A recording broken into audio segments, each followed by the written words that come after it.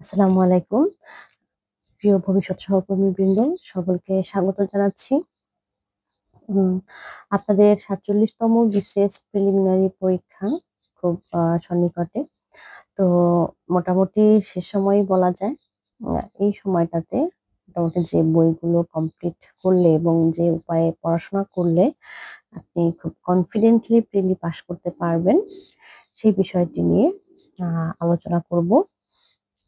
প্রথমত আ বই সিলেকশন আ আ করাটা একটা জরুরি বিষয় যে আসলে আপনাকে কি পড়তে হবে। কারণ বিসিএস প্রিলিমিনারির একটা সিলেবাস আছে এবং সেই সিলেবাস অনুযায়ী আসলে প্রিপারেশনটি নিতে হয়।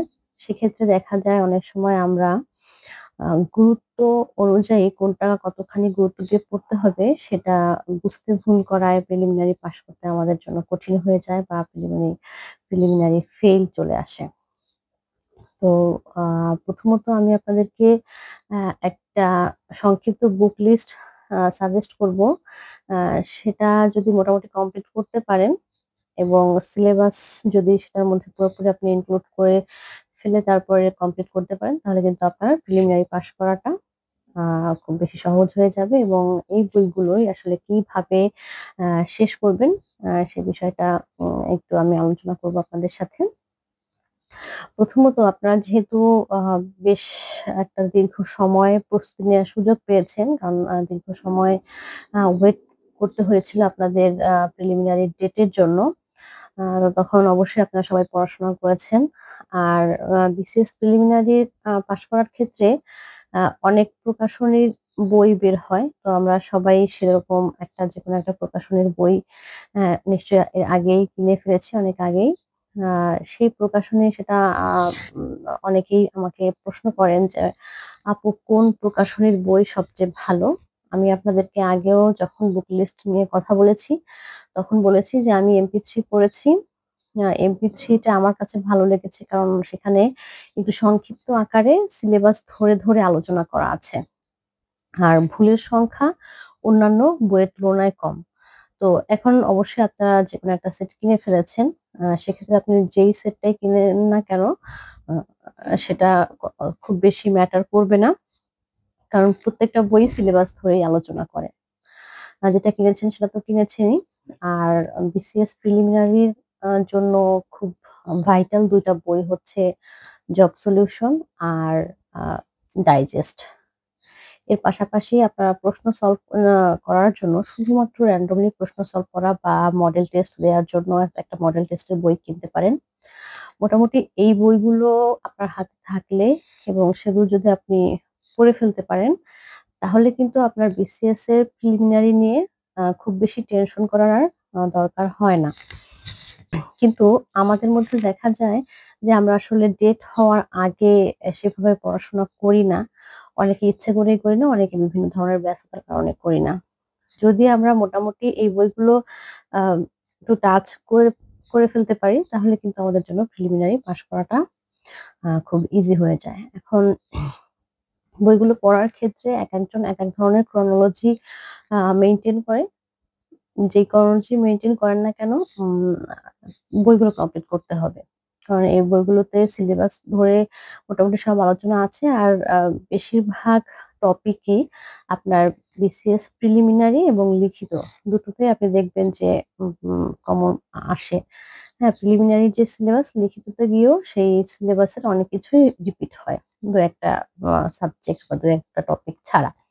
তো সেক্ষেত্রে আপনি যদি প্রিলিমিনারিটা খুব কনফিডেন্টলি পাস করতে পারেন, তাহলে কিন্তু লিখিততে গিয়ে আপনার আর খুব বেশি বেগ পোহাতে হয় না সিলেবাসটা কমপ্লিট করার জন্য। কারণ প্রিলিমিনারি আর লিখিত ২ টাই আসলে অনেক ভাস্ট সিলেবাস। তো যদি একটু টাইম নিয়ে আর একটু ভালোমতো যদি আপনি প্রিলিমিনারি সময়ে পড়াশোনাটা করে ফেলতে পারেন, তাহলে কিন্তু আ খুব ভালোভাবেই প্রস্তুতিটা আপনার আ আগাবে। সেটা প্রিলিমিনারি পাস করার জন্য যেমন খুব ভালো কাজে দেবে, আবার লিখিততে গিয়েও আপনি অ্যাডভান্টেজ পাবেন। এখন অনেকেই বলেন যে, "আপু আগে কি জব সলিউশন দিয়ে শুরু করব নাকি আগে আম গাইড বইগুলো পড়ব?" এখন যেহেতু আপনারা অনেকটা সময় পড়ে ফেলেছেন, আপনি যেটাই পড়েন না কেন আগে পরে সেটা বিষয় না। আ সবগুলো বিষয় পড়ে ফেলেন। আর যারা একটু একেবারে নতুন শুরু করছেন, এখন মোটামুটি ৩ মাস সময় আছে। এখন আসলে উম আ যদি একেবারেই নতুন হন সেক্ষেত্রে আপনি জব সলিউশনটা একটু পরে করতে পারেন। আ ডাইজেস্টটা কিনে নিতে পারেন। ডাইজেস্টের যেভাবে পড়লে আসলে আপনারা পরীক্ষায় পাস করতে পারবেন বা শুধু ডাইজেস্ট দিয়ে যেভাবে পরীক্ষায় পাস করতে পারবেন সেটা নিয়ে আমি একটু আলোচনা করেছি। তো সেখানে ডাইজেস্টে সব বিষয়গুলো কিন্তু বিস্তারিতভাবে নেই। আপনাকে অবশ্যই গাইড বইগুলোর হেল্প নিতে হবে। আরেকটা বিষয় হচ্ছে ডাইজেস্ট বা গাইড বইগুলো যখন আপনি পড়াশোনাগুলো করবেন, সেখানে যদি আপনি এমসিকিউ টাইপ কোয়েশ্চেন গুলো সলভ না করেন, অনেক সময় দেখা যায় যে আমাদের মুখস্থ বিদ্যা একটু কম থাকার কারণে আমরা কিন্তু পরে মডেল টেস্ট গুলো যখন সলভ করতে যাই বা কোয়েশ্চেন গুলো যখন সলভ করতে যাই, তখন কিন্তু আমরা আটকে যাই। বা মানে পড়াটা একটু আ আমরা আমাদের ভাষা জ্ঞান থাকার কারণে দেখা যায় আমরা মানে কনফিউজড হয়ে যাই। আর কনফিউশন থেকেই কিন্তু আমাদের নেগেটিভ মার্কিং টা বেশি হয়। দেখা যায় কনফিউজিং যে প্রশ্নগুলো আছে সেই প্রশ্নগুলো আমাদের বেশিরভাগ সময় দেখা যায় যে আমরা ভুল করে ফেলি। যে কারণে আমি আপনাদেরকে বলি যে আপনারা প্রচুর পরিমাণে প্রশ্ন সলভ করার চেষ্টা করবেন। সেক্ষেত্রে আপনি যদি যেকোনো একটা গাইড বই মোটামুটিও পড়ে থাকেন, যে একেবারে খুব বেশি ভালো করে পড়ার সময় পাননি বা উম আ সুযোগ হয়নি, সেক্ষেত্রে আপনি কিন্তু ওই ডাইজেস্টটা পড়ার পাশাপাশি আপনি জব সলিউশন বলেন বা যেকোনো মডেল টেস্ট থেকে যতখানি পারেন, যতগুলো পারেন প্রশ্ন সলভ করবেন। এখন এই প্রশ্ন সলভ করার ক্ষেত্রে আপনি একটু সাবজেক্ট ওয়াইজ একেকটা সাবজেক্টের জন্য একেকভাবে গুরুত্ব দিয়ে পড়বেন। কারণ সবগুলো সাবজেক্ট কিন্তু একইভাবে পড়ার প্রয়োজন হয় না বা একইভাবে পড়তেও হয় না। আপনি আগে আপনার গোলটা সেট করবেন যে আপনাকে প্রিলিমিনারিতে কত পেতে হবে। হ্যাঁ, আর আবার প্রত্যেকটা সাবজেক্টে আপনার নলেজের ডেপথটা কতখানি আছে এবং এই ডেপথটাকে আপনি আর কতখানি ইমপ্রুভ করতে পারবেন। এই বিষয়গুলো মাথায় রাখতে হবে আপনাকে। তো আহ এটা তো মাথায় রাখতে হবে। আরেকটা খুব আ বড় বিষয় হচ্ছে যে বাংলা, ইংরেজি এবং গণিত। এই যে ১০০ মার্ক, এই ১০০ মার্কে কিন্তু আপনাকে একটা হ্যান্ডসাম নাম্বার পেতে হবে। কারণ এই ১০০ নাম্বারের মধ্যে কিন্তু কিছু মার্কস আছে যেগুলো আ মানে আসলে কঠিন হওয়ার সুযোগ নাই। মানে মোটামুটি সহজের মধ্যে আসবে। আর এগুলো হচ্ছে একেবারে আ বেসিক। কারণ এখান থেকে খুব বেশি যত বেশি কঠিনই হোক না কেন প্রশ্ন, এখান থেকে অনেকেই একটা ভালো নাম্বার পাবে। কারণ কারো গণিতে খুব ভালো একটা বেসিক আছে, কারো ইংরেজিতে আছে, কারো বাংলা ব্যাকরণে বা সাহিত্যে খুব ভালো একটা বেসিক তৈরি করা আছে। সেক্ষেত্রে এখানে যদি আপনি পিছিয়ে যান তাহলে কিন্তু আপনার প্রিলিমিনারি পাস করাটা অনেকটাই পাস করার সম্ভাবনাটা অনেকটাই ক্ষীণ হয়ে যাবে। হ্যাঁ, তো ইংরেজির ক্ষেত্রে এবং বাংলার ক্ষেত্রে যে গ্রামারের যে অংশগুলো আছে, এগুলোতে আপনার বেসিকটা খুব স্ট্রং করে ফেলেন। হ্যাঁ, প্রত্যেকটা সাবজেক্টের যে জায়গাগুলোতে আপনার মানে সুযোগ আছে যে এখান থেকে আসলে সবাই নাম্বার পাবে। ধরেন গ্রামার যত কঠিনই হোক না কেন, কেউ যদি গ্রামারের রুলস গুলো সব জানে বা গ্রামারে ভালো হয়, তার জন্য কিন্তু কোনো ধরনের কোয়েশ্চেনই কিন্তু কঠিন না। তো সে কিন্তু সেখান থেকে ভালো একটা নাম্বার তুলে ফেলবে। তো আপনি যদি এখানে পিছিয়ে যান তাহলে কিন্তু আপনি প্রিলিমিনারিতে পাস করার ক্ষেত্রেও অনেকটা পিছনে পড়ে গেলেন। আবার গণিতেও দেখা যাবে অনেকে ৩০ এ ৩০ ই পাবে। সেক্ষেত্রে আপনাকে কিন্তু একটা মিনিমাম আ আ নাম্বার পেতে হবে যে নাম্বারটা আপনাকে প্রিলিমিনারিতে পাস করার জন্য আ সহায়ক হয়। তো বাংলার ক্ষেত্রেও বাংলা তো অনেক বড় সিলেবাস। আবার বাংলার জন্য যেটা পুরা সিলেবাসটাই কিন্তু আবার আপনি লিখিততে গিয়ে একেবারে হুবহু পাবেন। হ্যাঁ, সাহিত্য অংশটা বিশাল একটা অংশ লিখিততে পাবেন। গ্রামারটাও অনেক বড় ৩০ নম্বরের আপনি লিখিততে গিয়ে পাবেন। এবং এখান থেকে অনেক ডিটেইল প্রশ্ন আসে। তো এগুলোতে কিন্তু আপনি মানে যদি গুরুত্ব না দেন তাহলে আপনার পক্ষে প্রিলিমিনারি পাস করাটা কঠিন হয়ে যাবে। আর এগুলোতে যদি আপনি ভালো করেন মোটামুটি ১০০ নাম্বার যদি আপনি 70 থেকে 80 বা 85 প্লাস নাম্বার তুলতে পারেন, সেক্ষেত্রে কিন্তু আপনার ওই পার্টটাতে একটু কম নাম্বার পেলেও খুব বেশি আ আ এফেক্টেড হবে না। কারণ ওই পার্টটা পুরাটাই মুখস্থ বিদ্যা। আর ওইখানে দেখা গিয়েছে যে প্রশ্ন কিন্তু অনেক কঠিন হওয়ারও সুযোগ আছে। কঠিন প্রশ্ন যখন হবে আবার এগুলোতে দেখা যায় যে অনেকে সাধারণ জ্ঞানটা পড়তে খুব ভালো লাগে। তার জন্য সাধারণ জ্ঞানে সে একটু অ্যাডভান্টেজ নেবে। কিন্তু দেখা যাবে যে সাধারণ জ্ঞানে যে অ্যাডভান্টেজটা সে নেবে তার চেয়ে কিন্তু আপনি গণিত বা ইংরেজিতে কিংবা বাংলা ব্যাকরণে কিন্তু আরো বেশি অ্যাডভান্টেজ নিতে পারবেন। কারণ সেখানে প্রশ্ন কঠিন হলেও কিন্তু আপনি সেখানে একটা ভালো নাম্বার ক্যারি করার সুযোগ থাকে। আর আরেকটা বিষয় হচ্ছে বিজ্ঞান এবং কম্পিউটার। বিজ্ঞান কম্পিউটার থেকে একটা ভালো মার্কস তোলার সুযোগ থাকে। সেখানে দেখা যায় হয় বিজ্ঞান প্রশ্ন একটু কঠিন যদি হয় তখন দেখা যায় কম্পিউটারটা একটু সহজ হয়। আবার উল্টোটাও হতে পারে। আ আরেকটা বিষয় দেখা যায় যে আবার আপনাদের মধ্যে একটা টেনডেন্সি থাকে সেটা শুধু আপনাদের না আমাদের মধ্যেও ছিল। আ আসলে ওইভাবে সময় আমরা উম আ পুরোটা যদি ইউটিলাইজ করি তাহলে সবকিছুই কিন্তু কভার করা যায়। কিন্তু আমাদের মধ্যে দেখা যায় যে আলসেমি থাকার কারণে আমরা সব বিষয়গুলোকে সমানভাবে গুরুত্ব দেই না। তো আপনি যদি মোটামুটি সব বিষয়গুলোকে সমানভাবে গুরুত্ব দেন, এট লিস্ট আ সিলেবাসটা খুব প্রপারলি কমপ্লিট করে ফেলেন এবং সেই সাথে মডেল টেস্ট গুলো যদি সলভ করে ফেলেন, যে আপনি প্রচুর পরিমাণে প্রশ্ন যত সলভ করবেন, তত দেখবেন যে আপনার ভিতরে কনফিডেন্স লেভেল অনেক বেড়ে গিয়েছে। আর পরীক্ষার হলে যখন আপনি কমন প্রশ্নগুলো পাবেন, যে আপনি আ এই কয়েকদিন আগে যে প্রশ্নটা পড়ে আসছেন, সেই প্রশ্নটা যদি আপনি কমন পান তখন আপনার আসলে চিন্তা করার আর দরকার হয় না। সেক্ষেত্রে আপনি খুব দ্রুতই আনসারটা করে ফেলতে পারবেন। ওইদিকে যেই পার্ট গুলোতে গ্রামাটিক্যাল বা যে কনসেপচুয়াল যে বিষয়গুলো আছে, ম্যাথমেটিক্স আছে, সেগুলোতে কিন্তু আপনি সময়টা বেশি দিতে পারবেন। তো এই বিষয়গুলো একটু মাথায় নিয়ে আপনারা পড়াশোনাটা করবেন। আর প্রত্যেকটা সাবজেক্টের জন্য টপিক আপনি সিলেক্ট করবেন। যে এইখান থেকে এই টপিক গুলো থেকে প্রতি বছরই প্রশ্ন আসে, তার মানে এবারও আসবে।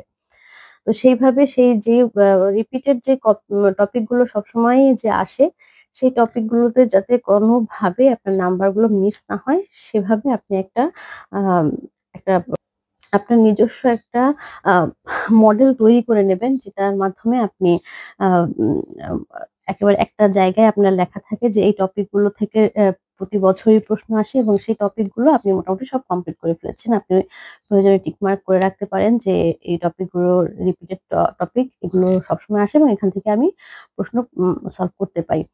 আর যে বিষয়টা, আরেকটা বিষয় মাথায় রাখবেন সেটা হচ্ছে গণিত যখন আপনি সলভ করবেন, যখন একেবারে ১ম বার আপনারা কোন একটা গণিত করতে বসেন তখন কিন্তু আপনার টাইমও বেশি লাগে। আবার একটু গণিত দেখা যায় কিছু অঙ্ক আছে সেখানে আপনি চাইলে একটা পেজ লাগিয়ে একটা অঙ্ক করতে পারবেন। আবার সে একই অঙ্ক আপনি চাইলে কিন্তু ১ লাইন কিংবা ২ লাইনের মধ্যে শেষ করে ফেলতে পারেন, অথবা আপনার হয়তো খাতায় টাচ করা নাও লাগতে পারে। আপনি জাস্ট অপশনটা দেখে, উত্তরটা দেখেই ৪ টে যে অপশন থাকে সেই ৪ টা অপশনের যে উত্তরগুলো আছে সেগুলো থেকেই আপনি আনসারটা বের করে ফেলতে পারেন। কিন্তু এটা হচ্ছে যত বারবার আপনি প্র্যাকটিস করবেন তত বেশি আপনি সলভ করার জন্য আপনার জন্য সহজ হবে।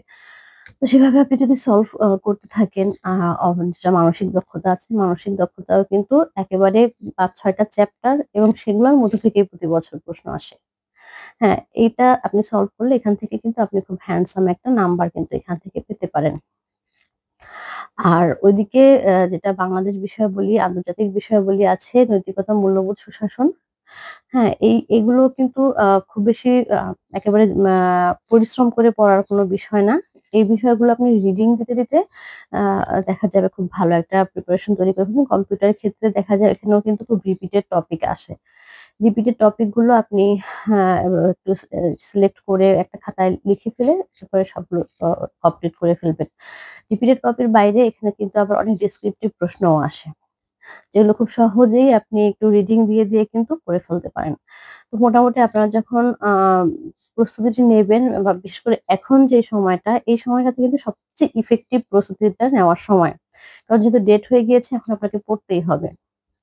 এই সময়টাতে আপনি আপনার কাছে যে বইগুলো আছে, সেই বইগুলোর সাথে সিলেবাসটা এবং সাথে বিসিএস এর একেবারে ১০ম বিসিএস থেকে ৪৬তম বিসিএস এর যে প্রশ্নগুলো আছে, এই প্রশ্নগুলো একেবারে সাথে নিয়ে বসবেন। সাথে নিয়ে বসে আপনি এখনই দেখেন যে আপনার কোথায় ল্যাকিংস আছে। যেখানে ল্যাকিংস আছে সেই ল্যাকিংস গুলোকে আপনি ১ম এ দূর করে ফেলেন ১-১.৫ মাসের মধ্যে। এরপরে আপনি বারবার শুধু প্রিপারেশনটা ঝালাই করতে থাকেন। আর মাঝখানে তো অবশ্যই আপনি আ মডেল টেস্ট গুলো দেবেন। মডেল টেস্ট গুলো দেওয়ার ক্ষেত্রে একেবারে খাতা দেখার ব্যাপারে খুব রা স্ট্রিক্ট হবেন আপনি। খাতা দেখার সময় দেখা যায় আমরা মানে প্রশ্ন পরীক্ষা একটা দিলাম, টাইমটা ম্যানেজমেন্ট ঠিকমতো করলাম না, খাতাটা ঠিকভাবে দেখলাম না, কতগুলো আমার ভুল হলো। সেটা ভালোমতো কাউন্ট করলাম না। বাসায় এভাবে পরীক্ষা দেওয়ার কারণে অনেকেই দেখা যায় যে আসলে মানে নিজের যে রিয়াল অবস্থা সেটা কিন্তু বোঝা যায় না।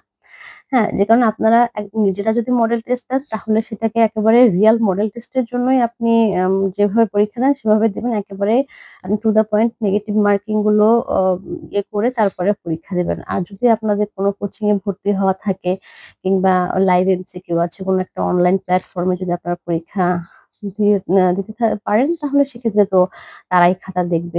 কিন্তু আপনি একটা পরীক্ষা দেওয়ার পরে অবশ্যই নিজেকে এনালাইসিস করবেন আরেকবার যে আসলে আপনি কোন সাবজেক্টে কতখানি নাম্বার পাচ্ছেন বা আপনার যতখানি প্রিপারেশন আছে, সেই প্রিপারেশন অনুযায়ী গিয়ে আপনি ঠিকঠাক মতো ওখান থেকে নাম্বার তুলতে পারছেন কিনা এই জিনিসটা দেখবেন। এই জিনিসটা যদি আপনার ইমপ্রুভ করা যায় যে আপনি প্রিপারেশন অনুযায়ী সেসব জায়গায় প্রত্যেকটা হ্যাঁ, আপনি প্রশ্নটা পারেন, আপনি প্রশ্নটা উত্তর করতে পেরেছেন। এই জিনিসটা কিন্তু আমাদের খুব হতো যখন আমাদের প্রস্তুতিটা অত বেশি ভালো থাকে না, তখন দেখা যায় যে আমরা একটু কনফিউশন এ থাকি যে কারণে অনেক নেগেটিভ মার্ক হয়ে যায়। তো এই জিনিসটা যাতে আপনার কমে আসে, আবার হুট করে একটা আনসার করে ফেলা, পুরা প্রশ্ন না পড়া, এরকম বিভিন্ন ধরনের সমস্যা আমাদের হয়। ১ম বার যখন আমরা বিসিএস দেই বা ১ম দিকে যখন আমরা প্রস্তুতি নেই। তো যত বেশি আপনি পরীক্ষা দিবেন তত বেশি আপনার এই জিনিসগুলো কিন্তু ঠিক হয়ে যাবে। এভাবে পরীক্ষা আর যখন আপনার ভুলের সংখ্যাটা কমে আসবে তখন কিন্তু আপনি অনেক বেশি কনফিডেন্ট থাকবেন। যে না আমার ভুল হচ্ছে না। এখন আ আরেকটা বিষয় হচ্ছে ভুলের সংখ্যা যদি আপনি কমাতে পারেন তাহলে কিন্তু আপনি বুঝতে পারবেন যে পরীক্ষার হলে প্রশ্নটা সহজ হয়েছে নাকি কঠিন হয়েছে।